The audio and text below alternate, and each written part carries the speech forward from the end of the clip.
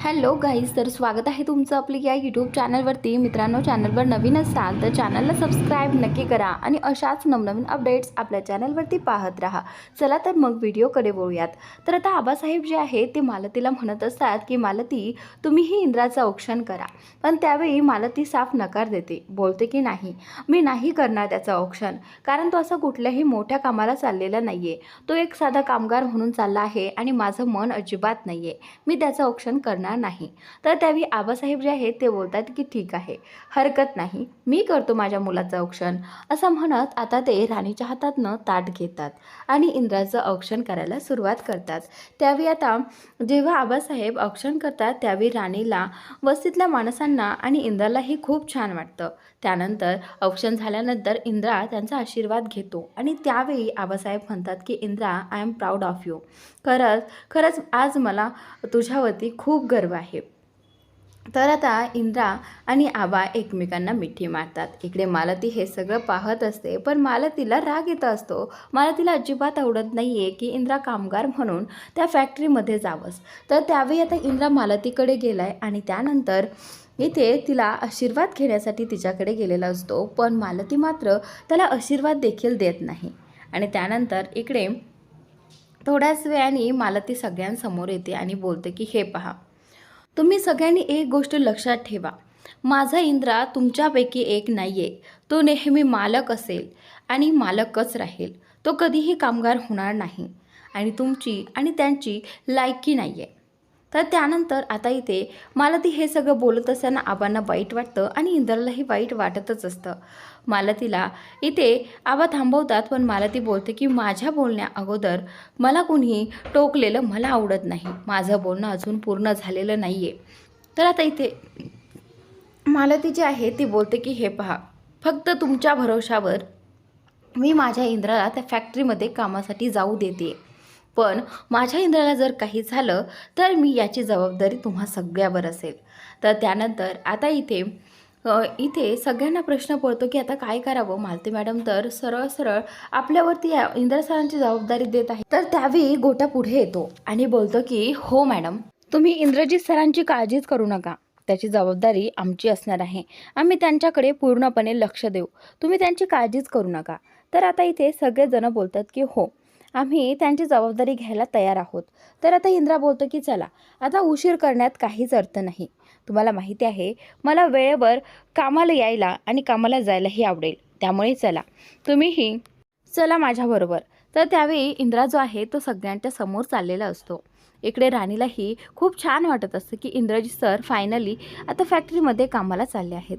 तर त्यानंतर आता सगळे कामगार त्याच्याबरोबर जायला निघतात. तर आता इथे विक्रांत फॅक्टरीमध्ये आलेला आहे आणि तो केटीला विचारत असतो की आणखीन कामगार आले नाहीत का. तर त्यावेळी केटी बोलतो की नाही, आणखीन ते आले नाही आहेत. तर त्यावेळी आता इथे विक्रांत बोलतो की ह्या इंद्राला टायमाचं महत्त्व राहिलेलं नाही आहे का. ज्यावेळी तो एमडी होता त्यावेळी तर त्याला टायमाचं खूप महत्त्व होतं आणि आता किती वाजलेत तरीसुद्धा याला भान नाही आहे. आता याची शिक्षा त्यांना मिळायलाच हवी. तर त्यानंतर इथे हा जो विक्रांत आहे तो केटीला सांगतो की जर ते लेट आले तर आता त्यांना मी सांगितलेली शिक्षा द्यायची आहे. तर त्यावेळी आता इथे केटी बोलतो की सर, पण एवढी कडक शिक्षा. तर तेवढ्यातच आता इथे विक्रांत घड्याळ पाहतो आणि बोलतो की ते 15 मिनटं लेट झालेले आहेत आणि अजूनही ते आले नाही, तर त्यांना ती शिक्षा द्यायचीच आहे. आणि हे बघ, तुला नसेल द्यायची तर तुलाही त्या कामगारामध्ये जावं लागेल आणि काम करावं लागेल, कारण तुझ्याकडून हे मॅनेजर पदसुद्धा मी काढून घेईल. तर त्यानंतर केटी मान हलवतो. इकडे मालती घरामध्ये येते आणि भांड्याची आदळआपट सुरू करते. तर आता राणी आतमध्ये येते आणि मालतीला इथे बोलू लागते की मालती मॅडम प्लीज असं करू नका. तर त्यावेळी इथे मालती तिच्यावरती राग काढते आणि बोलते की मला ना आता इथे राहण्याचाच कंटाळा आला आहे, कसं राहायचं इथे, आणि मला सांग, आता तो कामाला गेला आहे, त्याला डब्यामध्ये काय देशील. तर त्यावेळी राणी बोलते की मालती मॅडम तुम्ही त्याची काळजीच करू नका, मी ना माद्याची भाजी करेल आणि देईल त्यांना. तर त्यावेळी आता मालती बोलते की काय माद्याची भाजी, अगं तो कामाला गेलाय, तुला कळतंय की नाही, काहीतरी चांगलं केलं पाहिजे.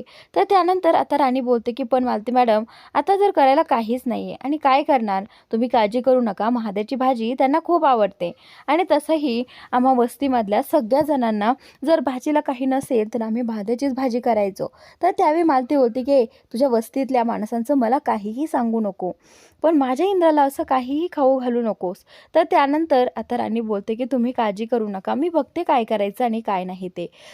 इकडे आता फॅक्टरीमध्ये बोर्ड लावलेला असतो सूचनांचा, कामगारांना सूचना, इथून पुढे पायात चप्पल किंवा बूट घालून कंपनीत काम करता येणार नाही हुकुमावरून, असं त्या बोर्डवरती लिहिलेलं असतं. तर कामगार येतात आणि त्यावेळी विक्रांत बोलतो की तुम्हाला वेळेचं काही महत्त्व आहे की नाही. आणि इंद्रा तुला तुला तर वेळेचं खूप महत्त्व होतं ना, बघ आता किती वेळ झाला आहे आणि तुम्हाला किती उशीर झाला आहे. तर त्यावेळी विक्रांत इथे इंद्राला टोमणा मारतो.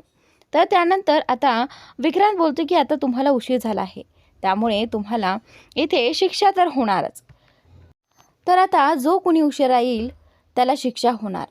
आता फॅक्टरीमध्ये कोणत्याही कामगाराने चप्पल घालून काम करायचं नाही आणि हीच तुमची शिक्षा असणार आहे. तर त्यावेळी आता इथे इंद्रा बोलतो की ही कसली झाली शिक्षा, कामगारांचे हाल होतील. तर त्यावेळी आता विक्रांत जो आहे तो हसू लागतो आणि बोलू लागतो, आणि मला सांग तू कोण ही शिक्षा नाकारणारा. मी इथला MD आहे आणि मी सांगितलं ते ऐकायचं, नाही तर घरी बसायचं. तर त्यावेळी आता विक्रांत इथे इंद्राचा अपमान करतो आणि बोलतो की हे जर मान्य नसेल तर घरी निघायचं. तर त्यानंतर आता इथे विक्रांतला इथे इंद्राचं बोलणं आठवतं की तो फक्त वेळेसाठी कामगारांना शिक्षा द्यायचा, आणि आता तेच विक्रांत इथे करायला निघालेला आहे. फक्त एवढंच आहे की विक्रांतने अतिशय क्रूर मनाने ही शिक्षा सगळ्यांना दिली आहे.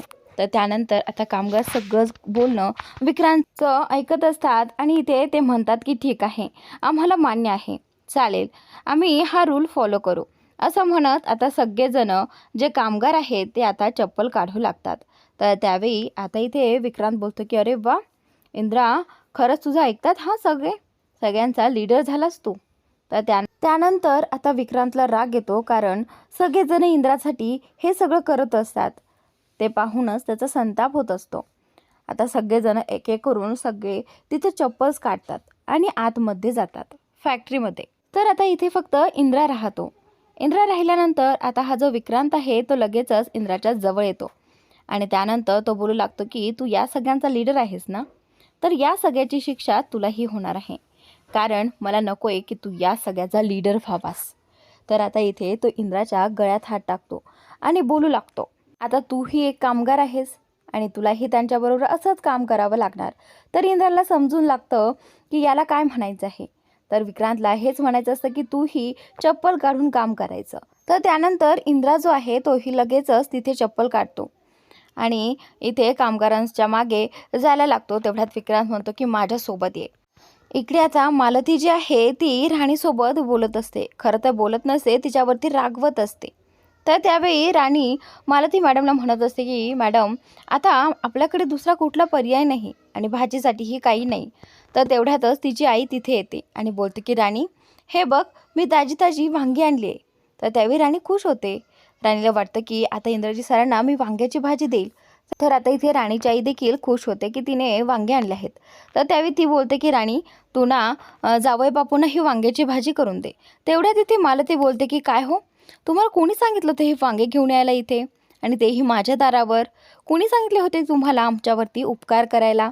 हे पहा, हे वांगे आम्हाला नको आहेत आणि सारखं सारखं आमच्या दारावर येत जाऊ नका. तर त्यावेळी असं बोलल्यानंतर राणीच्या आईला खूप वाईट वाटतं. तर राणीला देखील वाईट वाटत असं की मालती मॅडम तिच्या आईचा अपमान करत आहेत. तर त्यावेळी ती गप्प उभा राहते आणि मालती जी आहे ती राणीच्या आईला खूप काही बोलू लागते. ती बोलू लागते की तुम्ही असं एक एक गोष्ट आणून आम्हाला लाजवताय का? तर त्यावेळी राणीची आई बोलते की नाही हो बाईसाहेब, हे पहा, मी सगळं काही त्यासाठी नाही करत. तर त्यावेळी ही जी मालती आहे ती बोलते की अच्छा, म्हणजे तुम्ही वांगी आणलेत, दाखवा बरं. असं म्हणत आता मालती तिच्या हातातनं ते वांगे घेते आणि वांगे घेतल्यानंतर तिला वाटतं की कदाचित इथे त्यांना बरं वाटले. तर थोड्याच वेळाने मालतीची रिॲक्शन बदलते. ती वांगे हातात घेते आणि सगळी वांगे दारातून बाहेर फेकते. तर त्यावेळी राणीच्या आईला वाईट वाटतं आणि मालती बोलते की इथून पुढे आमच्या दारात असं काहीही घेऊन यायचं नाही. असं म्हणत ती वांगी फेकून देते आणि राणीच्या आईला देखील तिथून हाक लावून लावते.